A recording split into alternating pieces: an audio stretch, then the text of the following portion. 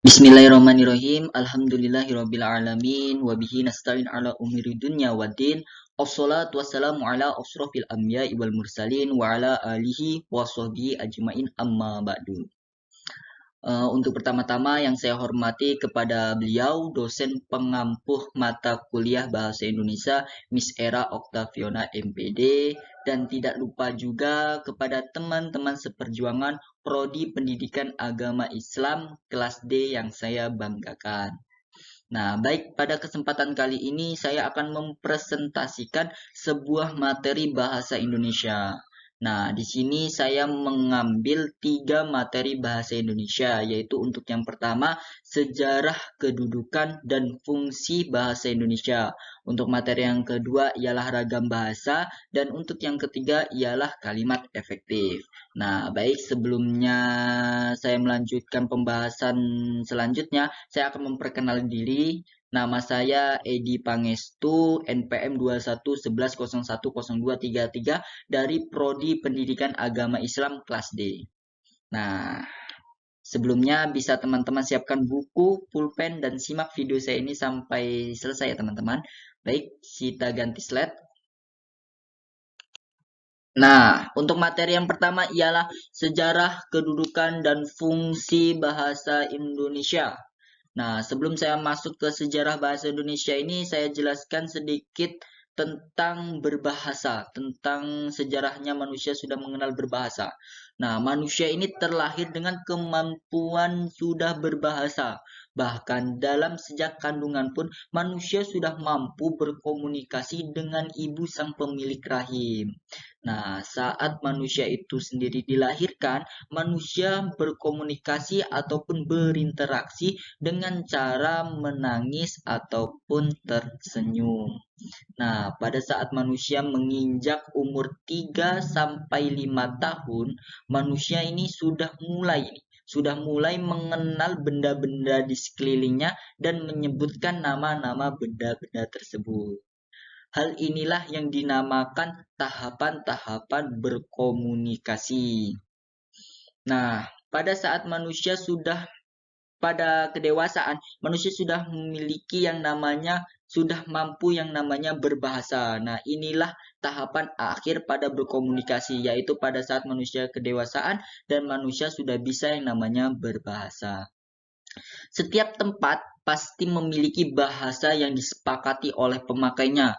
Nah, hal inilah yang menyebabkan banyak sekali berbagai macam bahasa yang ada di dunia ini.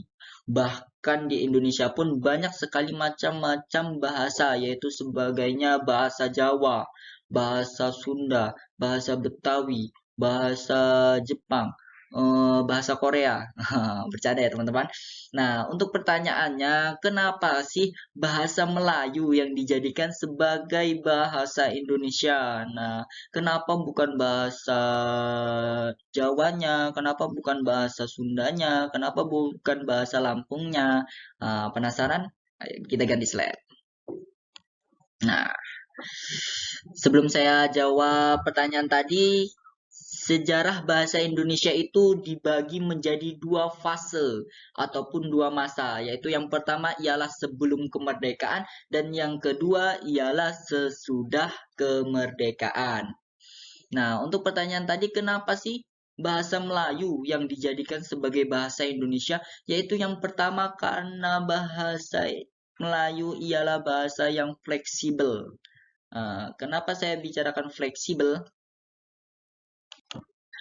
Nah, kenapa saya bicarakan bahasa Melayu ini sebagai bahasa fleksibel? Karena bahasa Melayu ini mudah diterima. Seperti contohnya orang-orang yang berlogatkan tinggi seperti orang Lampung, orang Palembang, orang Madura.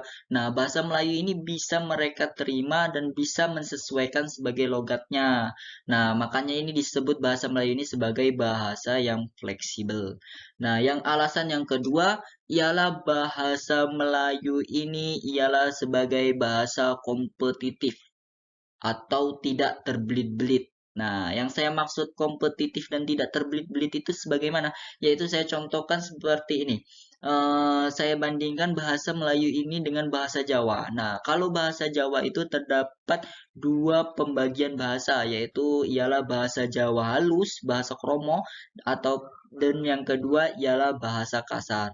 Nah, di bahasa Melayu ini tidak ada. Jadi bahasa Melayu ini kompetitif dan tidak terbelit-belit.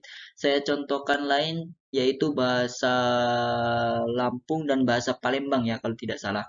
Nah, di bahasa Lampung ini terdapat pembagian yaitu yang namanya dialek A dan dialek O. Nah, sedangkan di bahasa Melayu ini tidak terdapat pembagian bahasa. Makanya disebut sebagai bahasa yang kompetitif dan tidak terbelit-belit. Untuk alasan yang ketiga, yaitu alasan yang paling kuat, ini karena bahasa Melayu ini sebagai bahasa lingua franca. Nah, keren nih bahasanya, menarik nih. Lingua franca, apa sih yang disebut lingua franca? Nah, lingua franca ini dapat diartikan sebagai bahasa perdagangan. Nah, kita masuk ke tahap pertama ya, fase pertama sebelum kemerdekaan. Nah, sebelum kemerdekaan itu tepatnya pada zaman Kerajaan Sriwijaya. Banyak bangsa-bangsa Eropa, bangsa Arab datang ke bangsa Nusantara ini untuk melakukan perdagangan. Nah, makanya orang-orang dulu memakai bahasa Melayu ini sebagai bahasa perdagangan untuk berinteraksi dengan orang-orang Barat dan orang-orang Arab. Nah, bahasa perdagangan inilah yang disebut sebagai lingua franca. Nah, pada masa beralih pada masa penjajahan Belanda, pada masa itu bahasa Melayu ini dijadikan bahasa yang harus dikuasai oleh pribumi kalangan rendah. Nah, jadi pada saat itu pribumi kalangan rendah itu menggunakan bahasa Melayu sebagai bahasa berkomunikasi. Sedangkan pada pribumi kalangan atas yang bisa-bisa sekolah-sekolah itu mereka boleh menggunakan bahasa Belanda. Nah, pada saat Belanda kalah dengan Jepang dan terjadi peralihan kekuasaan dari penjajahan Belanda menjadi penjajahan Jepang. Nah, bahasa Belanda ini sudah tidak diperbolehkan lagi berada ataupun digunakan oleh orang-orang pribumi Indonesia. Jadi ini membuat dampak positif sebagai bahasa Melayu sebagai bahasa yang hanya boleh digunakan oleh orang-orang Indonesia. Nah, lalu kedudukannya kuat setelah fase kedua yaitu sesudah kemerdekaan. Nah, pada saat sesudah kemerdekaan itu terjadinya ejaan pada saat sesudah kemerdekaan itu kedudukan bahasa Melayu ataupun bahasa Indonesia ini sudah dikuatkan kedudukannya sebagai bahasa Indonesia. Nah, yaitu pada saat itu pemerintah membentuk suatu lembaga kepengurusan bahasa yang saat ini disebut sebagai pusat bahasa. Nah, pada saat itu juga terjadi perubahan ejaan bahasa Indonesia yang semula ejaan Van Ophuijen yaitu berubah menjadi ejaan Swewandi pada 19 Maret 1947. Nah, dan berubah lagi menjadi ejaan yang disempurnakan pada 16 Agustus 1972 dan bertahan pada saat ini yang disebut biasanya ED, ejaan yang disempurnakan. Oke, kita ganti slide. Nah, untuk kedudukan dan fungsi bahasa Indonesia itu sendiri. Kita ini bahas dulu kedudukan. Kedudukan bahasa Indonesia ini tercantum pada Ikrar Sumpah Pemuda pada tahun 1928. Nah, kalau nggak salah nih pada kalimat yang ketiga, kami putra dan putri Indonesia menjunjung bahasa persatuan bahasa Indonesia. Nah, di sini dikuatkan yang dimaksud kalimat ini yaitu bahasa Indonesia ini sebagai bahasa persatuan. Nah, maksudnya persatuan apa? Yang saya jelaskan tadi bahwa di Indonesia ini banyak sekali macam-macam suku-suku bangsa. Nah, saking banyaknya suku bangsa juga terdapat juga banyaknya bahasa. Jadi kita ini butuh yang namanya satu bahasa yang disepakati oleh seluruh warga Indonesia untuk berkomunikasi, saling berkomunikasi antara satu suku dengan suku lainnya. Nah, bahasa Indonesia inilah bahasa Melayu inilah yang dipilih menjadi bahasa Indonesia, dan bahasa Indonesia inilah yang kedudukannya sebagai bahasa pemersatu. Nah, kedudukannya juga tercantum pada ini, bahasa Indonesia ini tercantum pada Undang-Undang Dasar Republik Indonesia pada bab 15 pasal 36 yang bunyinya bahasa negara ialah bahasa Indonesia. Nah, baru pada saat itu sudah diresmikannya bahasa Indonesia sebagai bahasa negara. Nah, untuk fungsi-fungsi bahasa Indonesia itu ialah yang A, lambang nasional. Nah, yang dimaksud sebagai bahasa Indonesia itu sebagai lambang ialah bahasa Indonesia ini sebagai lambang.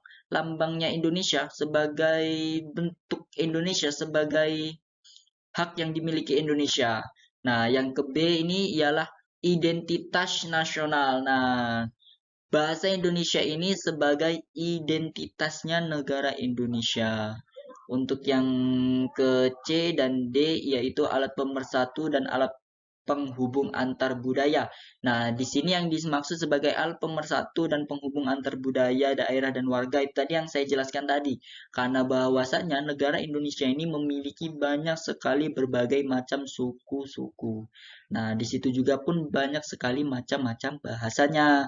Jadi kita ini butuh yang namanya satu bahasa yang disepakati oleh seluruh warga Indonesia, di mana bahasa Indonesia inilah yang fungsinya sebagai alat pemersatu, alat penghubung antara suku, budaya, daerah, dan warga yang berbeda-beda suku itu tadi. Nah, baik, kita lanjut lagi materi selanjutnya. Kita slide lanjut. Oke, nah di sini bahasa Indonesia sebagai bahasa negara. Nah, yang dimaksud bahasa Indonesia sebagai bahasa negara ialah bahasa resminya negara. Nah, bahasa Indonesia ini sudah diakui sebagai bahasa resminya kenegaraan tadi pada Undang-Undang Dasar Republik Indonesia tahun 1945 pada bab 15 aleni pasal 36. Nah, bahasa Indonesia yang kedua ialah bahasa Indonesia sebagai bahasa pengantar resmi dalam dunia pendidikan. Nah, yang dimaksud di sini ialah sekolah-sekolah dasar, sekolah-sekolah negara, sekolah-sekolah swasta yang ada di Indonesia ini diwajibkannya untuk proses pembelajaran ialah menggunakan bahasa Indonesia. Nah, untuk selanjutnya ialah bahasa resmi dalam pengembangan kebudayaan dan ilmu pengetahuan teknologi. Itu yang sudah saya maksudkan tadi. Nah, untuk yang selanjutnya yaitu perkembangan bahasa Indonesia di era globalisasi. Nah, menarik nih. Menurut saya perkembangan bahasa Indonesia di era ini sangatlah memprihatinkan. Kenapa? Kenapa? Kenapa sangat memprihatinkan? Nah, untuk yang itu saya menemukan 3 alasan. Untuk yang pertama, sekarang ini banyak pemuda-pemudi ataupun anak-anak yang bangga akan mereka ini bisa berbahasa asing. Nah, sehingga mirisnya lagi banyaknya marak orang tua yang mengkursuskan anak-anaknya bisa berbahasa Inggris dan bisa berbahasa Arab ataupun bahasa luar, sehingga mereka ini lupa mengajarkan anak-anaknya untuk kaidah-kaidah bahasa Indonesia yang benar. Nah, untuk yang kedua ialah bahasa Indonesia ini Untuk yang kedua, bahasa Indonesia ini ialah yang saya maksudkan memprihatinkan ialah banyak sekali sekolah-sekolah elit ataupun sekolah-sekolah yang di kota ataupun pondok-pondok modern yang membiasakan anak-anak didiknya menggunakan bahasa-bahasa asing. Seperti biasanya pondok-pondok modern ini menggunakan biasanya kesehariannya diwajibkan menggunakan bahasa Arab ataupun bahasa-bahasa modern, sekolah-sekolah modern, sekolah-sekolah elit yang ada di kota-kota ini mewajibkan anak-anaknya menggunakan bahasa Inggris. Nah, ini dia kurangnya perhatian orang Indonesia terhadap bahasanya tersendiri. Nah, untuk alasan yang ketiga, kenapa saya sebutkan bahasa Indonesia ini sangat memprihatinkan, karena banyaknya pemuda-pemudi khususnya tingkat SMP, SMA, dan jenjang kuliah, ini pada saat mengenal gadget ataupun yang disebut aplikasi WA, WhatsApp. Nah, mereka ini awal mulanya ngechat ya, ini ngechat terusan menyingkat bahasanya ataupun tulisannya saat mengechat itu, semisal nih yang disingkatnya YG, dapat disingkatnya DPT. Nah, inilah yang menyebabkan ataupun kebiasaan inilah yang menyebabkan saat pemuda-pemudi ini saat proses pembelajaran, pada saat mencatat pembelajaran, mereka pun ikut-ikutan menyingkat tulisan-tulisan ini dan tidak memperhatikan kaidah-kaidah bahasa Indonesia yang benar.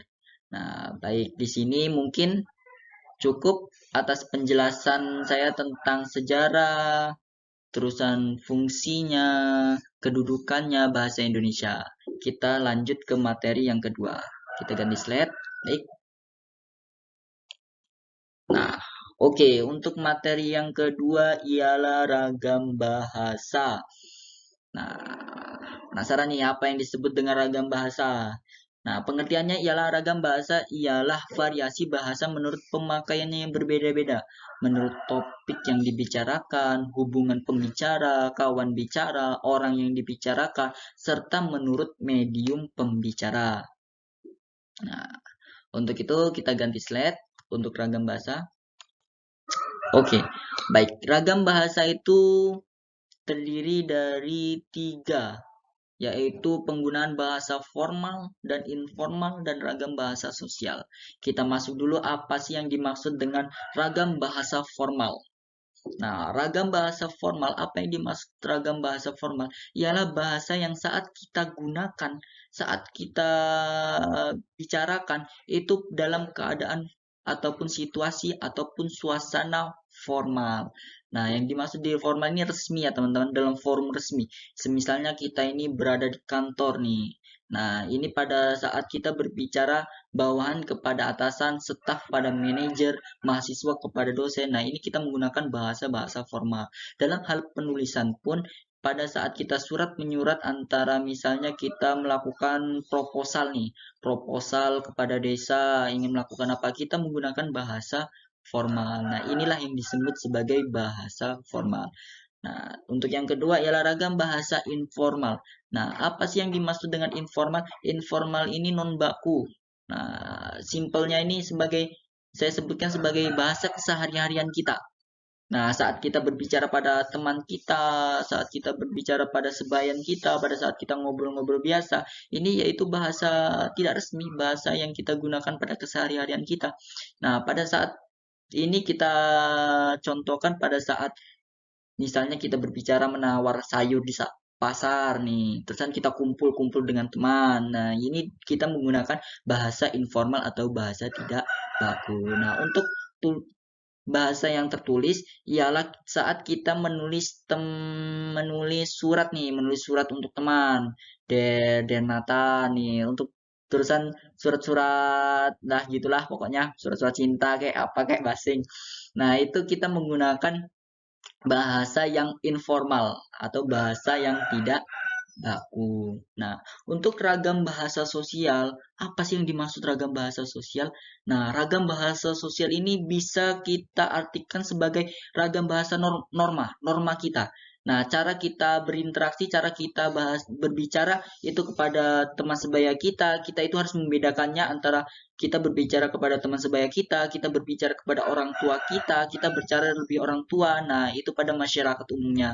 Nah, itulah yang disebut ragam bahasa sosial. Kita harus bisa membedakan, misalnya kita nih kalau misalnya sama sahabat-sahabat nih ceplos-ceplos, kita tidak sopan, itu tidak apa-apa. Itu asalkan itu dengan teman sebaya kita. Tetapi kita harus membedakan bahasa kita kepada orang tua. Nah, kita ini harus saling menghormati kepada orang tua, bahasa tutur katanya yang sopan. Nah, tidak orang tua juga, tetapi juga misalnya pada saat kumpulan-kumpulan gitu. Nah, untuk selanjutnya ialah sifat bahasa. Nah, sifat bahasa ini apa sih yang dimaksud sifat bahasa? berarti sesuatu hal itu pasti memiliki sifat. Tidak lain juga dengan bahasa. Bahasa ini memiliki sifat, yaitu bahasa adalah sistem. Apa sih yang dimaksud dengan bahasa adalah sistem? Nah, yang dimaksud bahasa adalah sistem ialah bahasa ini terstruktur. Nah, bahasa ini yang terstruktur ini, bahasa ini memiliki makna, bermakna, yaitu terstruktur. Kita ngomong ini jadi memiliki tujuan. Nah, jadi itu yang disebut bahasa ini memiliki sifat sistem. Nah, yang ketiga yaitu yang selanjutnya itu bahasa bersifat arbiter, yaitu bahasa ini berubah-ubah. Bahasa ini tidak sama dengan lainnya.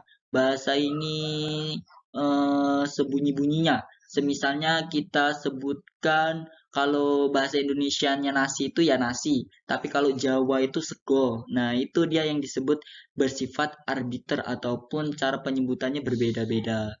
Nah, yaitu yang selanjutnya yaitu bahasa itu bermakna. Nah, sifat bahasa itu bermakna artinya memiliki makna. Di dalam bahasa itu terdapat arti. Kita berbicara ini ada artinya. Nah, untuk yang kelima yaitu bahasa bersifat unik. Nah, yang dimaksud unik ini itu tadi, bahasa itu tadi tidak sama. Setiap bahasa itu pasti memiliki keunikannya masing-masing. Nah, untuk itu yang terakhir, bahasa itu bervariasi. Apa sih yang dimaksud bervariasi? Nah, di sini maksud saya yang bervariasi ialah logatnya. Saat orang Lampung sama orang Jawa nih bicara pasti memiliki logat yang berbeda. Nah, terusan lalu apalagi dialeknya, cara berbicaranya. Nah, itu bahasa itu memiliki sifat yang seperti itu. Oke, baik. Selanjutnya kita lanjutkan materi. Ganti slide. Nah, ciri-ciri bahasa ilmiah. Nah, yang pertama adalah cendekia. Yang kedua lugas dan jelas. Apa sih yang dimaksud lugas dan jelas? Lugas dan jelas ini yang dimaksud ciri-ciri bahasa ilmiah ini jelas. Jelas dan lugas. Nah, untuk yaitu formal dan objektif. Nah, yang saya maksud tadi formal tadi ya teman-teman. Jadi bahasa ilmiah ini, misalnya kita membuat karya ilmiah ini harus menggunakan bahasa yang formal. Jangan bahasa-bahasa keseharian kita, nanti nggak keterima karya ilmiah kamu. Nah, terusan bahasa ilmiah itu ringkas dan padat. Maksudnya ringkas dan padat ini tidak terbelit-belit tadi. Tidak terlalu membuang-buang kata-kata yang tidak penting, yaitu ringkas, yang penting ringkas dan padat. Nah, yaitu yang ciri-cirinya yang lain ialah konsisten. Nah, maksudnya konsisten ini ya konsisten terhadap bahasanya, bisa dipertanggungjawabkan. Nah, penggunaan istilah teknis. Jadi biasanya di karya ilmiah ini banyak sekali menggunakan kata-kata istilah seperti keuangan ini bisa dia gunakan untuk perbankan ataupun banyak sekali karya-karya maksud saya kata-kata istilah yang digunakan di bahasa ilmiah ini. Oke, baik, ini tadi untuk yang materi kedua. Untuk materi yang ketiga kita ganti slide. Oke. Nah, ini dia untuk materi yang ketiga, yaitu ada kalimat efektif. Nah, kalau teman-teman mendengar efektif itu apa yang terbenak? Efektif itu sangat ya efektif lengkap gitu ya. Nah, di sini saya tuliskan pengertiannya yaitu kalimat efektif adalah kalimat yang disusun berdasarkan kaidah yang berlaku seperti unsur-unsur penting yang harus dimiliki, memperhatikan ejaan yang disempurnakan, dan cara memiliki kata diksi yang tepat. Nah, kalau enak memahaminya yaitu kalimat efektif itulah kalimat yang memiliki subjek dan predikat. Nah, itu sudah dimaksud sebagai kalimat efektif. Yang penting dia ada pelakunya dan apa yang dia perbuat. Nah, kalau nggak ada itu ya bukan kalimat efektif berarti. Berarti apa teman-teman? Berarti kalimat efektif itu kalimat yang memiliki subjek dan predikat. SPO, objek dan objek juga. Nah, untuk ciri-cirinya, ciri-ciri dari kalimat efektif yaitu kesepadanan struktur.